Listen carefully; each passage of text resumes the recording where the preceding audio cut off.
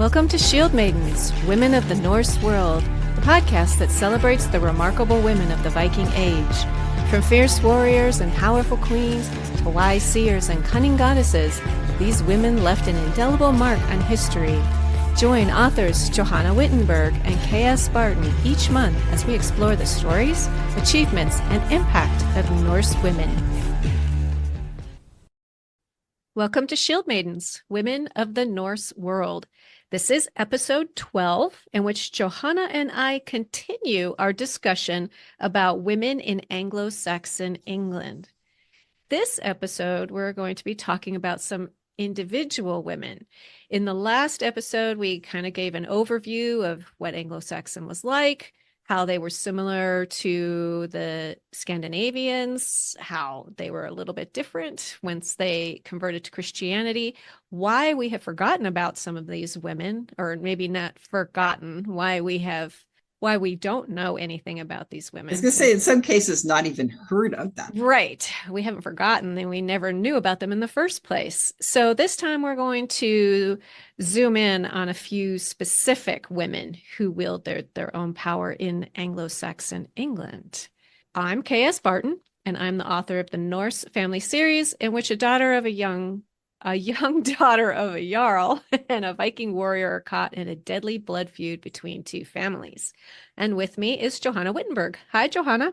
Hello, Kim. It's great to see you. Yes. So I'm Johanna Wittenberg, author of the Norse Women series, which is now 6 books. And it's the story of a real Norse queen who ruled alone for nearly 20 years during the early Viking Age. And we had a really great discussion last month about these Anglo-Saxon women and all the rights that they held, all the legal rights, and so the power some of them could wield. And we left off discussing these peace weavers and how they were sometimes married men to unite families, even though it often didn't work. Yeah, to quell blood feuds. Yeah.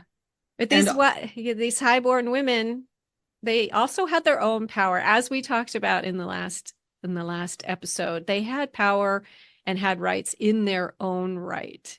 We're going to start off with a queen of Mercia, which is it now considered the Midlands in I think so, England? Yes. Yeah. So as we talked about last time, England was not a unified country at this time. There were different kingdoms, and she was a ruler of Mercia. Her name is Kynethrif, and she ruled in the 8th century. She was the wife of Offa of Mercia. And some people might know him because of Offa's Dyke, which was a wall between England and Wales. And in Mercia, it seems like in particular Mercia, yes, women could co-rule with their husbands. They could sign charters, and they were active in politics. They could own land in their own right, as we talked about last time. So if you haven't listened to episode 11, Anglo-Saxon Women, go back and check that one out, because we go into a lot of these specific rights and legal rights, marital rights that these women had, and what it was like in Anglo-Saxon England. So Kynethrif, she ruled with Offa for 25 years, which in itself seems like a long time in that time period. Mm-hmm. In that time period it was. Yeah, considering how young they were when they often died. And one of the things that shows that she was powerful in her own right was that she had her own coins minted, and that she had a silver penny minted around the year 790. And it was inspired by, maybe based on, a queen in Constantinople, Irene. Oh. So this shows that they must have had contact. Oh, no doubt. Either with these people from these rulers from Constantinople, or contact with people who had contact, who were going back and forth. So this just, I think we touched on it last time about how we think about these, quote, dark ages as if this time of, like, people didn't travel, people didn't do anything, but there were lots of ideas and people just going back and forth, lots Yes. of trade of physical objects and ideas. So Kynethrif had this coin a silver penny minted. And on one side is her image. And it is, I saw a picture of it compared to the one of the Empress, and it was very similar in I the way it was bet. styled. And I mean, if you're gonna be inspired by somebody, why not an Empress? So, and this is one of the earliest depictions of an English queen. And this is 790. And on the flip side are the words Kynethrith Regina M. So that means queen. Very good. So after Offa's death, she became the abbess of the monastery in Cookham, and she owned the town surrounding it as well. And abbesses in the Anglo-Saxon period were very powerful women. They were educated, they were intelligent, they were politically and they were politically savvy, and they were like dual monasteries, where they had the nuns and the monks at this time. And these women were really active participants in their communities and in politics. Well, many of them were former queens, as we will see, and almost all of them were of noble birth. Yes. So, I mean, we don't have a lot of details about what Kynethrith did, but she did sign some, she was witnesses to charters and things like that. But the fact that she had this coin minted just shows like she had a level of power that we don't really think about in that time period. That's right. And then there was Queen Elfthryth of Devon, and she was the first crowned and anointed Queen of England. And this was in 973, so a couple hundred years later. And she was the daughter of an ealdorman, so she was nobility, but she was also known to be a great beauty, and word of her beauty got to King Edgar.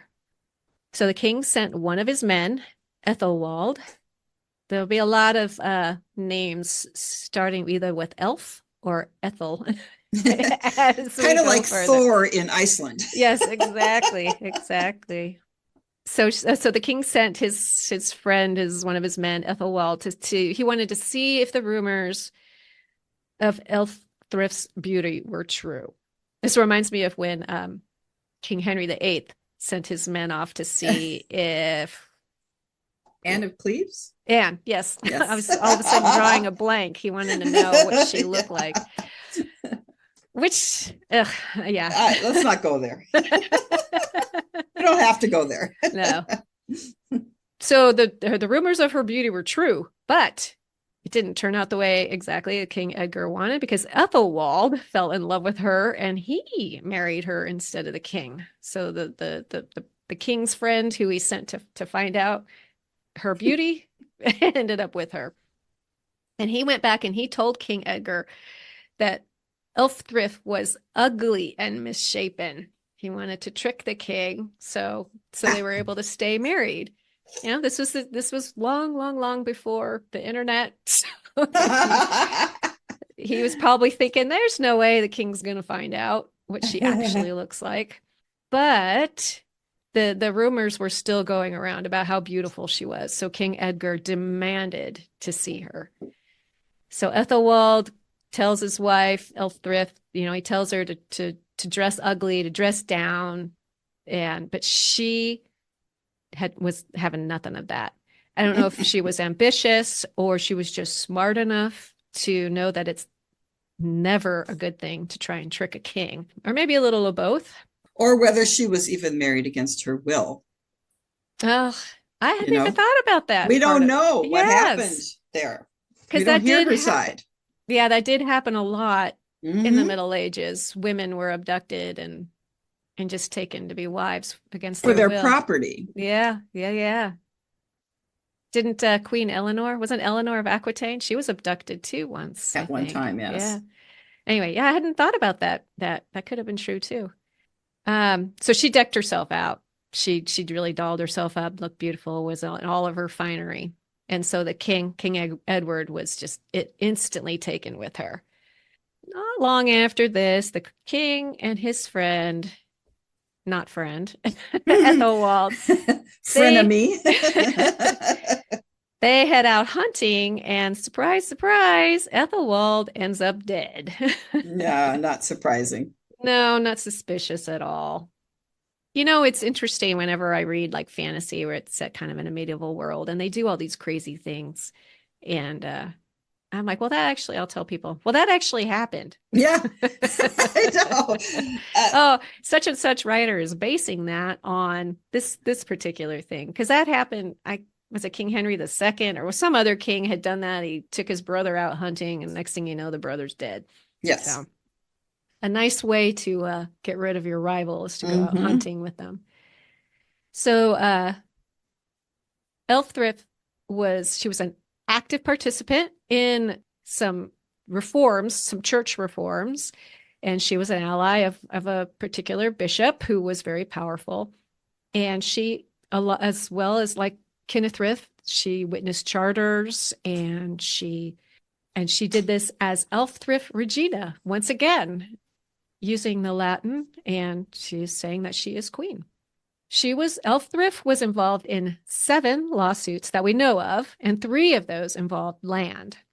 And in the lawsuits, she was acting on behalf of the female litigants. And it was stated specifically that she did this because they were women. Oh, So she was doing this to help, using her power to help these other women. she And championed women's causes yes, then. exactly. And she ended up negotiating some settlements, which I guess was a thing. Yeah. But she does have a bad rap, which shouldn't surprise our listeners. She was accused of poisoning her stepson. She was the evil stepmother. So after she married King Edgar, she had her own sons, but he already had some sons. After King Edgar died, his first son by another woman, he was a grown man, and so he became King Edward. And at one point, he traveled to a castle where Elfthrift was staying, and there he died. No one knows for sure what happened, but as usual, she was accused of murdering him to make way for her own son to become king. And who knows? Maybe she did. I mean, people. There's no way to know. Like King Edgar was getting rid of his rival, and kings get rid of rivals all the time. Mm-hmm. He became known as King Edward the Martyr. Of course he did. So yeah, she was vilified for this, but King Edgar wasn't vilified for murdering, or allegedly murdering his friend. So I know it's very unfair. So Elfthrift became regent and ruled until her son Ethelred was of age. And once he became king, he was later known as Ethelred the Unready. Ah. And this was Emma's first husband, correct? Yes. Yeah. So, and then as the Dowager Queen, Elfthrift was an advisor to Ethelred, and she helped him raise his sons.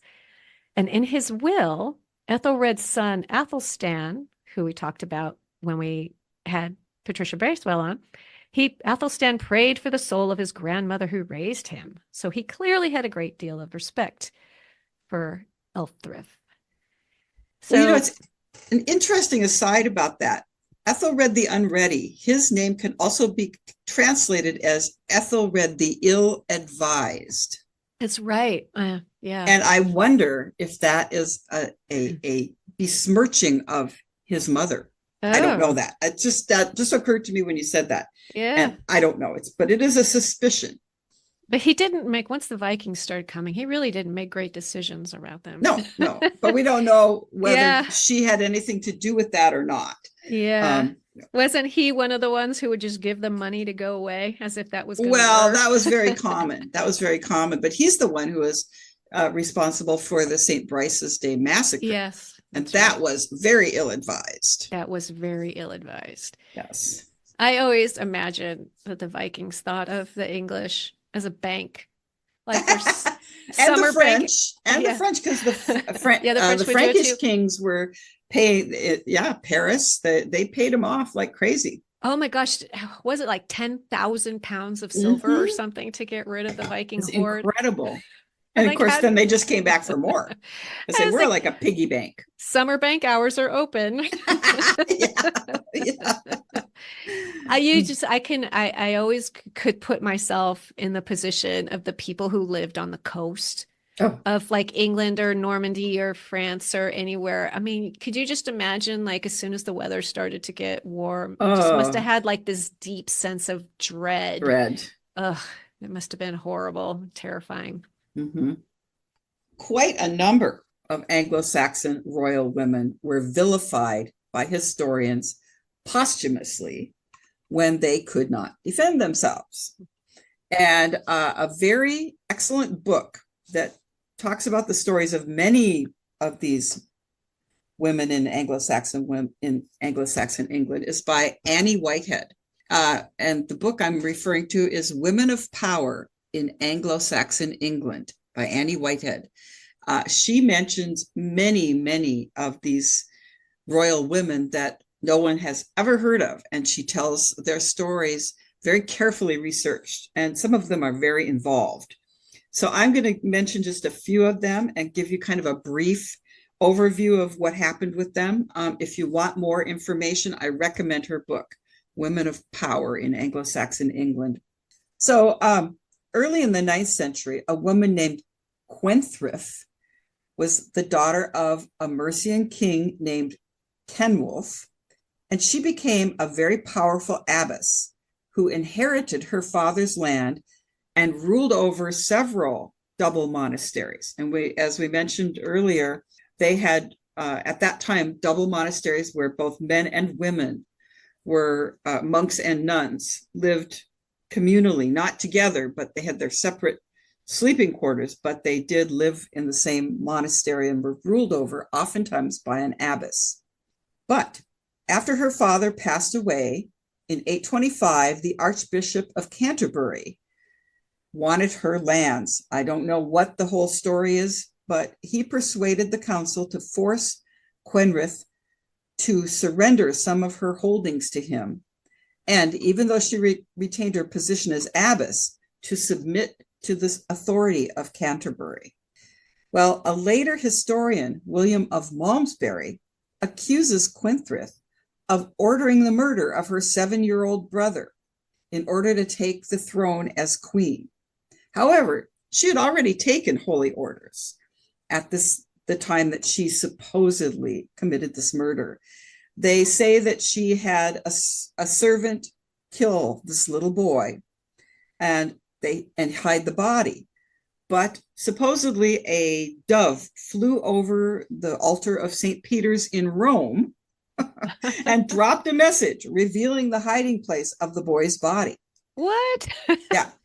And when the body was discovered back in England, mind you, Gwenthryth was supposedly caught reciting psalms backwards as a spell to keep from being found out. Wow, that isn't that crazy? That's a crazy story, but reciting the Psalms backwards? Yes. Do you remember back in the 80s when everybody got all in a flutter about heavy metal bands and if you played their lyrics backwards, it was, yeah. And isn't that like a lot of the Black Sabbath, not Black Sabbath, the band, but like the Witches with Black Sabbath, everything was done in reverse. Right. And Widdershins, you were walking with Widdershins. Oh, right. Yeah. Instead of sunwise. Yes, it was all part of really ancient magic.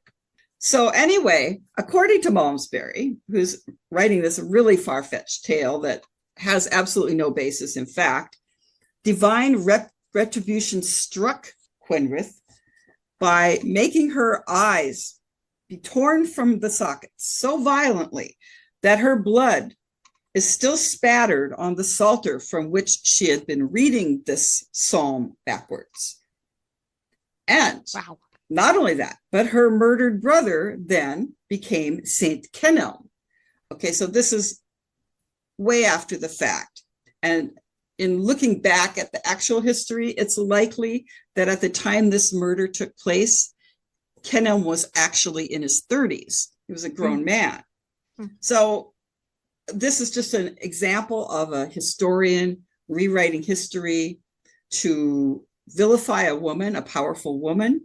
She was obviously attacked by the Archbishop of Canterbury during her lifetime when he forced her to submit to his authority.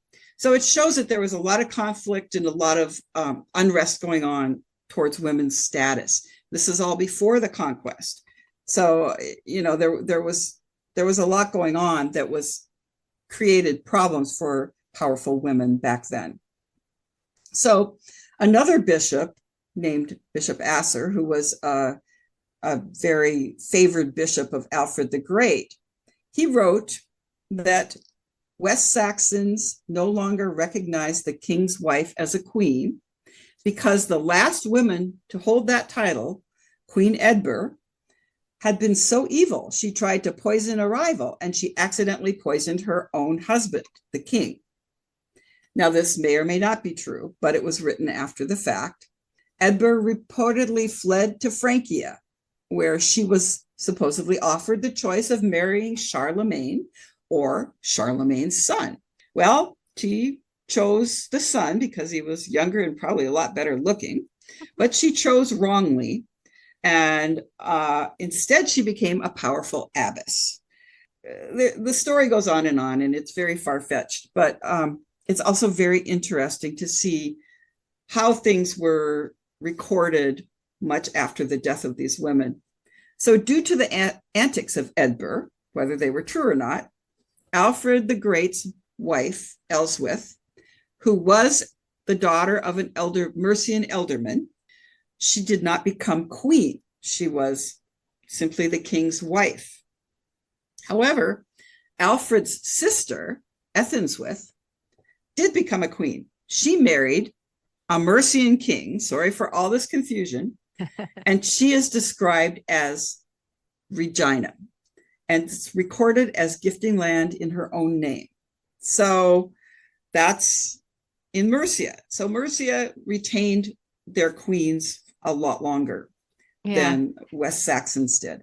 When you mentioned Alfred the Great and Usser, it made me think of Bernard Cornwell's Last Kingdom books. Yes. Any of our readers are interested in this time period.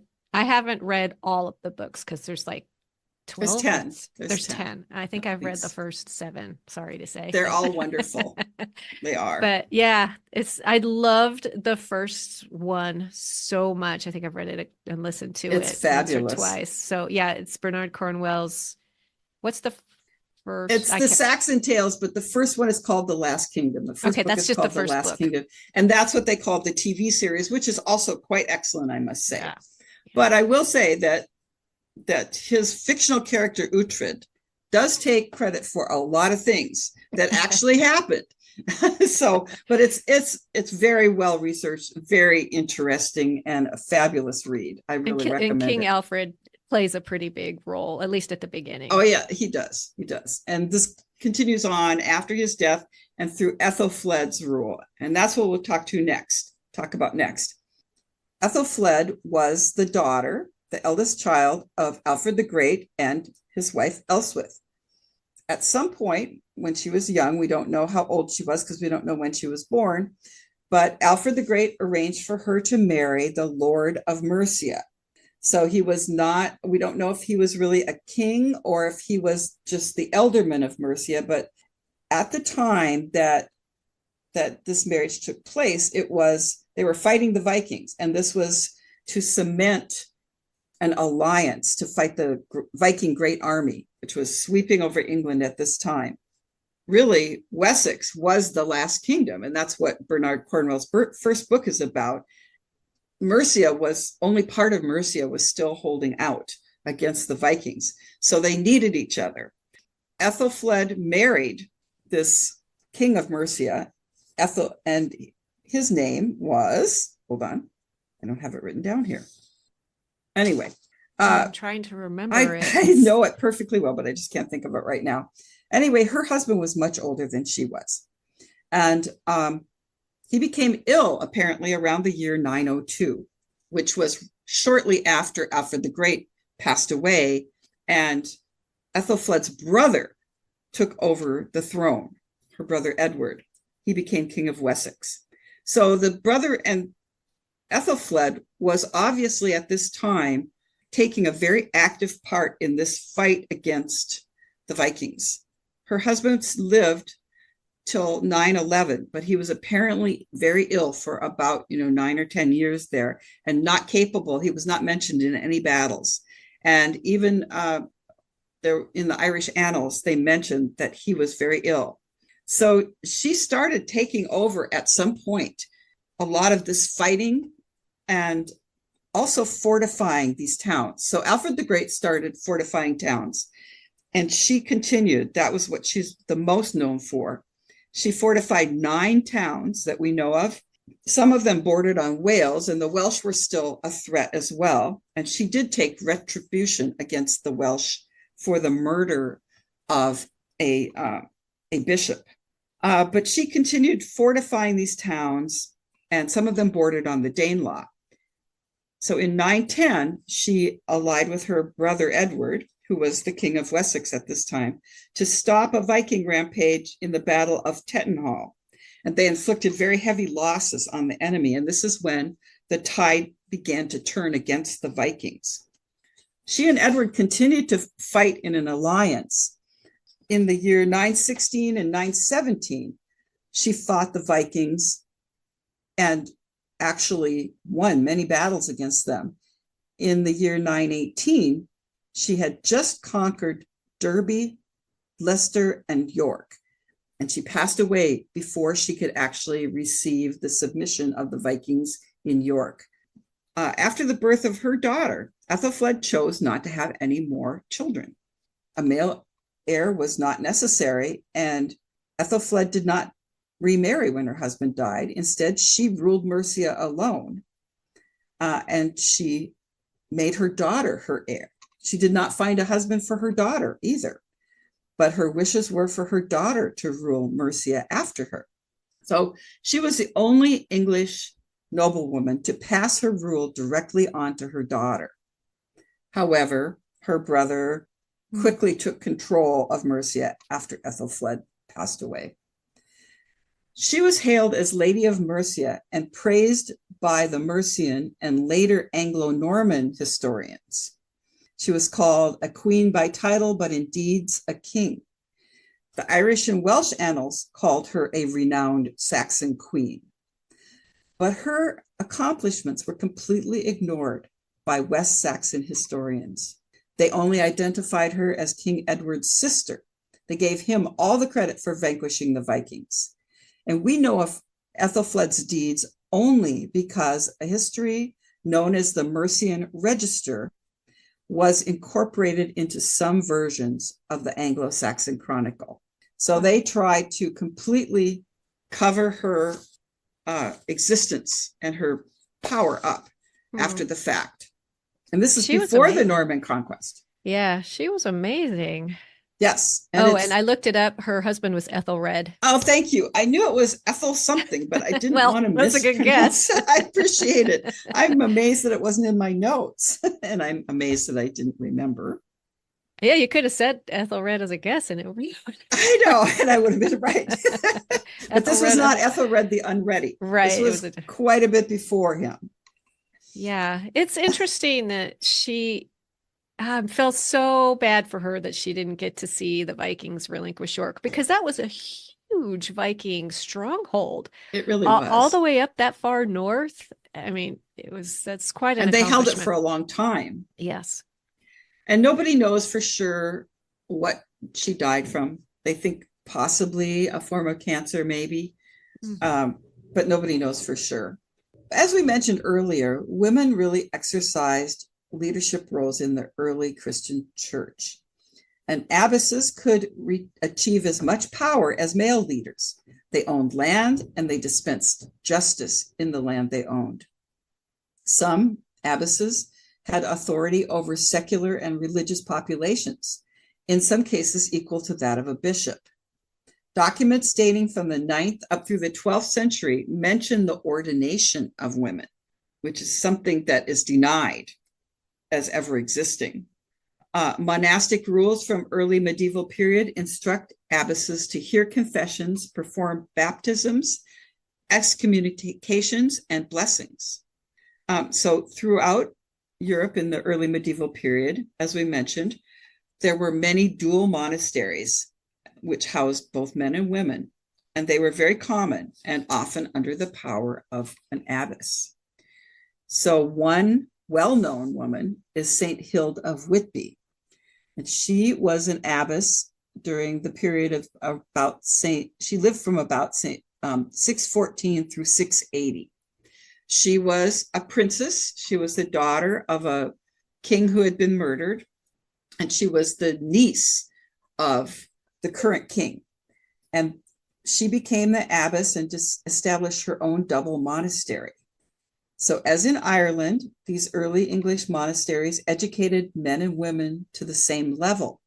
And Whitby was very famous for its learning and its libraries, and produced 5 bishops. So Hild became abbess of several other monasteries, and she was known as the advisor of kings. She also hosted the Synod of Whitby, and that is the meeting in which the Anglo-Saxon church leaders debated whether to follow the Celtic or the Roman usages, particularly the designation of Easter. So Hild actually represented Celtic Christianity along with a couple of other bishops. But the king, King Oswy, ultimately decided in favor of Rome, of the Roman interpretation, and Hild went along with his decision. There is historical evidence of dynasties of royal women who built monasteries and presided over them. In some cases, it seems like the position of abbess was hereditary. It was passed between sisters or from mother to daughter. There were 4 royal sisters from the 7th century. They were all daughters of a king of East Anglia, and they were canonized as saints, all 4 of them. So according to the Venerable Bede, who was another historian, one of the sisters, Ethelred, managed to preserve her virginity through 2 marriages, which is quite miraculous in and of itself. And she became the abbess of Ely, a monastery called Ely. Then her elder sister, Sigsburg, who was the wife and queen of Kent and mother, and then regent for her son, eventually succeeded her sister, Ethelred, as the abbess of Ely. It's also written that Sigsburg spent 30 years building a monastery in Kent. After she died, she was succeeded by her daughter. Now, this daughter had been the wife of King Wulfhere of Mercia, who was the son of the notorious pagan king Penda. Wulfhere was a Christian, however. So this daughter, who was named Ermenild, became the mother of a fairly famous saint, Saint Werburg, and her most famous miracle was to raise a goose from the dead. Of all the animals, why a goose? I don't know, but it's an interesting little story. I think Kennethriff, who we talked about earlier, I think she was descended from Penda as well. Very likely, because he ruled Mercia for a long time, and then his son became the king of Mercia. So, but Mercia was also well known for women retaining their power and wielding their power, and they had quite a few queens. Well, all those women and those sisters and everybody with that monastery, the Abbesses, that sounds like quite a dynasty they had. It really was a dynasty. So the daughter of this girl Ermenild, this daughter became the mother of Saint Werburg. So it was definitely a dynasty.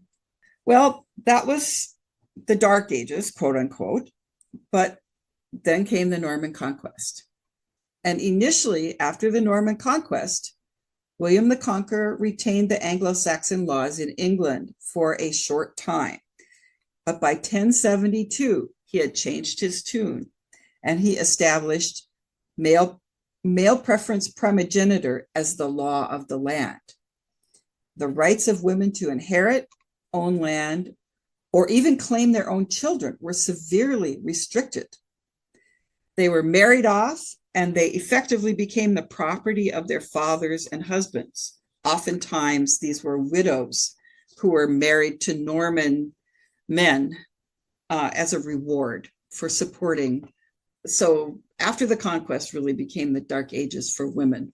Well, we talked about that a little bit with Patricia about how Emma, once Ethelred died, she was kind of at risk, and she very much so. Yeah, so she married Canute. And also, Patricia mentioned that Emma of Normandy was the reason William the Conqueror had a claim to the throne. Oh, that's right. Yeah. Because she was, I believe, his aunt.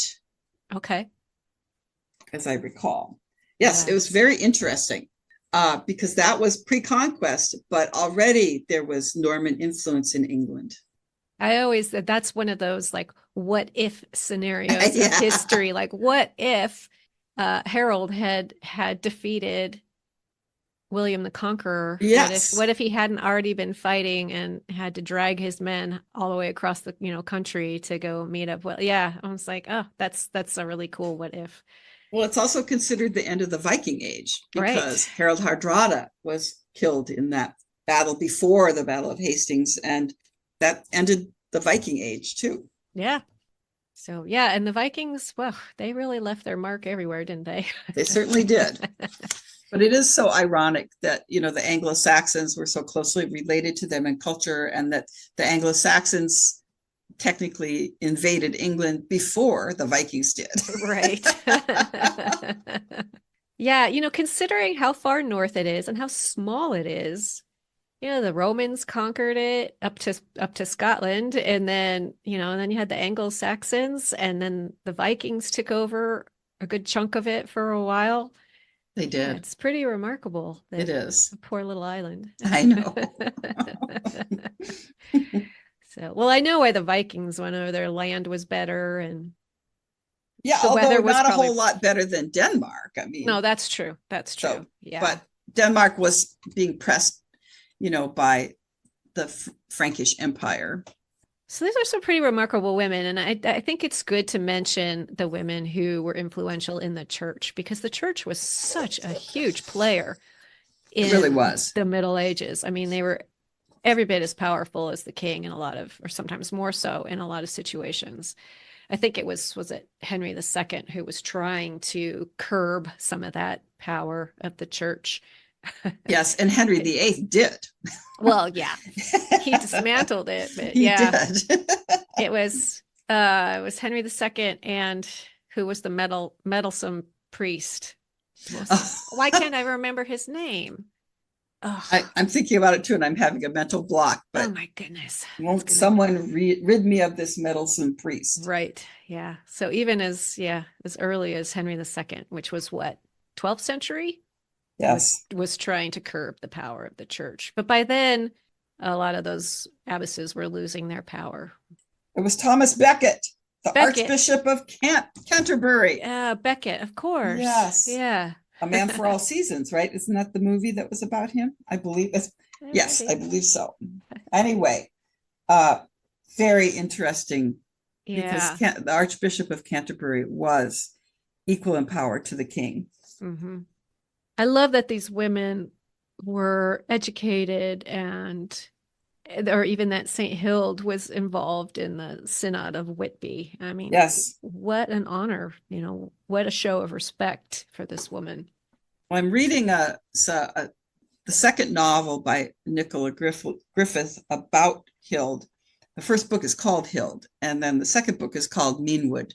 And I'm about halfway through it. It's very fascinating, but it's all about, the conversion to Christianity. Mm-hmm. And this is during Penda's time. Okay. And England was starting to convert, but not everyone was converted. And Penda was decidedly pagan. Mm-hmm. So it's very interesting because all the politics of that time period is discussed in these books. That is interesting. I always thought it would be fun to write a story with that conflict between when people are starting to convert, but people are still wanting to hang on to the pagan ways. It's showing how so much of it was very political rather than religious. Oh, sure, sure. And I'm sure some of it was just based on, people on the continent were all Christian and trading with them, and those, right. Making alliances with Christian kings. You had to be Christian yourself. I'm sure that had a lot to do with it. Well, that was definitely part of it. And that's why some of the Scandinavian countries converted as well, because they wouldn't trade. They couldn't trade. Right. Well, I thought in The Last Kingdom, Cornwell showed that fluidity of religion with Uhtred, because Uhtred, he was a Christian at first, and then he became pagan because he had gone to live with he'd been captured by Vikings and lived with them, and then he became pagan, and he hung on to his pagan ways. And yes, so it was nice to show that fluidity. it was. Well, we have spent a lot of time now in Anglo-Saxon England. Yes, we have. It's a fascinating place. Yeah. And next month, I think we're just going to have a nice chat between the two of us. We've never really talked a lot about our own processes for writing, our own research. And April of 2024 will be our 1-year anniversary of recording this podcast. So we It's thought hard to believe. I know. So we thought we would honor that by just having a nice chat between the two of us about our own journey as women in the Norse world. Absolutely. I think it'd be great. Yeah, it'll be fun. So, is there anything else? I can't think of anything right now. Okay. Well, that was great. Thank Yes. you. See you next time. See you next time. Bye. Bye. Thanks for listening. You can find Johanna at johannawittenberg.com, where you'll find a free short story, a prequel to her Norse Queen series. And you can find me, K.S., at ksbarton.com, where you can also find a free short story from me, a prequel to my Norse family series. See you next time.